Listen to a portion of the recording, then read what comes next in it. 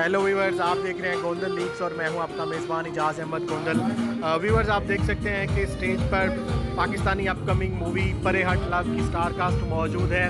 शहरयार मुनव्वर हैं, माया अली हैं, अहमद अली भट्ट और ज़ारा अब्बास नूर यहाँ पे मौजूद हैं। आज ये लोग दुबई में अपने प्रमोशनल टूर पर थे और आज अभी प्रेस कॉन्फ्रेंस के बाद इन्होंने स्टेज पर परफॉर्म के लिए जो है वो खड़े हुए हैं और आप अभी देखेंगे शहरयार मुनव्वर और माया अली जो है वो अपनी फिल्म के एक सॉन्ग पर परफॉर्म करेंगे। Please do subscribe my channel Gondal leaks for more interesting videos.